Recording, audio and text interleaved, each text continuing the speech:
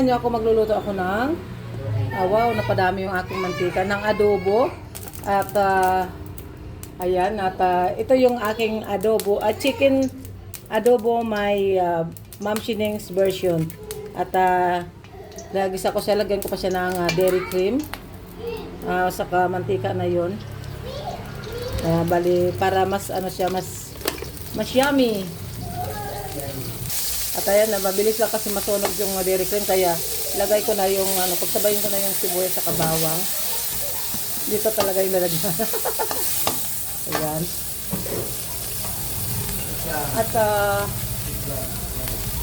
sabay ko na rin sa paggisa yung bay leaf or laurel. Ayan. Mahina lang yung apoy natin, guys, para hindi masyadong mabilis ang pagkasunog ng ating bawang. Kasi yung sibuyas, laban naman yan eh. Kaya sinabay ko sila para hindi mangitim agad o masunog yung ating bawang. At ayan, dahil okay na yung ating sibuyas at bawang, lagyan natin yung ating chicken. Medyo muna natin siya dyan. Parang ipiprito natin siya ng konti sa ating sibuyas. Ang adobo naman ay isa lang naman din ang yan. Ang proseso ng pagluto. Yun nga lang kasi, i-artihan lang natin ng konti para mas lalong sumarap yung adobo.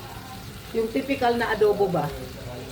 Ayan, at hayaan muna natin siyang dyan lang muna. Ayan, ganyan lang muna natin siya dyan, guys.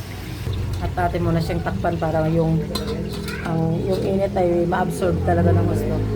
Buksan natin at ating kumustahin ang ating chicken. Ayan, baliktarin natin siya. At tuyuan natin siya ng Tapos saka natin siya lalagyan mamaya ng ayan na. At ayan na yung kanyang itsura. Baliktad natin. At takpan muli natin, guys. At silipin natin uli, kumustahin. Ayan. Diba, guys, kahit hindi natin siya kailangan lagyan ng sabaw, may sariling katas siya. Kasi yung manok ay nagkakatas po yan. Kaya patuyo-tuyuin natin bago natin lagyan ng mga ibang pangpalasa. At check natin uli. Ayan. Okay na siya. Maluluto na rin siya dyan sa sariling. At maglagay na tayo ng oyster, guys. Tansyahan lang. Ayan, okay na yon.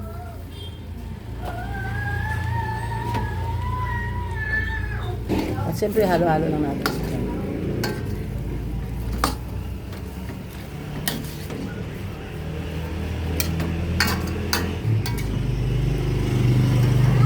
Ayan, at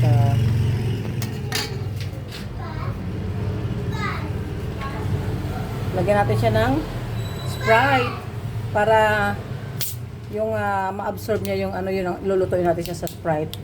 Mamaya na natin siya lagyan ng suka at saka toyo. Ayan yung sakto na maluto siya. Ayan, siguro pwede na yan. Bali kalahati lang, guys, yung binigay ko. Ay, binigay. Ang binigay ko sa kanya. Nilagay ko sa kanya kalahating lang. Yung maliit lang na Sprite. At takpan ulit natin siya. Ayan, hayaan natin siya kumulo dyan hanggang sa maluto yung ating chicken. At ayun na, guys, lagyan na natin siya ng toyo para ma-absorb niya yung yung lasa, magkaroon na siya ng lasa, yung alat ba. Ayan, tama na muna yan. At mamaya ulit titingnan natin kung kailangan pa nating magdagdag or tama na. Sabay ko na rin yung suka para okay. Basta lahat naman ay kailangan in moderate lang para sabi nga nila madaling magdagdag pag matabang kaysa naman yung umalat siya, di ba? Mahirap maghabol. At ayan na, guys, antayin naman natin ulit siya na maluto. Takpan lang natin at hindi muna natin gagalawin kasi nga yung suka. Sabi ng mga nakakatanda ay pag bagong bagong lagay ang suka ay wag mo nang galawin daw para hindi mahilaw yung suka. Ewan ko kung totoo yun. Pero ako sinusunod ko talaga. Then takpan na natin ulit siya. At mamaya ulit, update natin.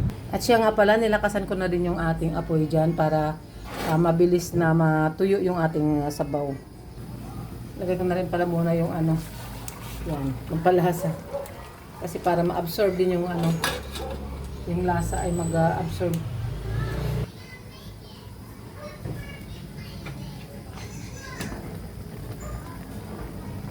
Guys, ang update natin sa ating adobo, ayan, looks so yummy.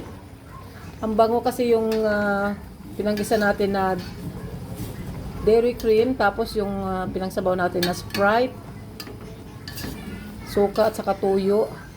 Nagsama-sama na plus yung ano ng laurel at saka yung pamintang buo. Yan. Wow. Pero patuyo-tuyuan natin siya. Kailangan tuyo siya kasi pangbaon ito bukas eh.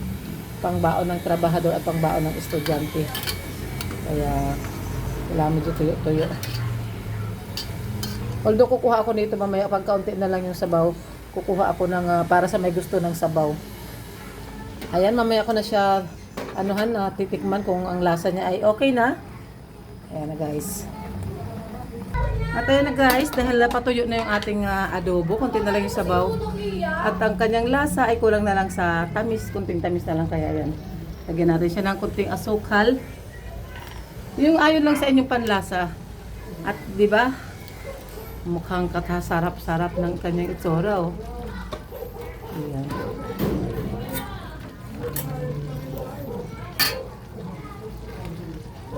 Haluin na lang natin siya guys. At malapit na talaga. Ayan o. Almost nagmamantika na siya. At yan yung gusto nating texture ng ating adobo. Yun o. Oh. Diba? At ayan na guys. Maraming salamat po sa panonood. At maraming salamat. God bless us all and Jesus loves you. And Ma'am Shineng loves you. Maraming salamat sa suporta palagi at panonood guys.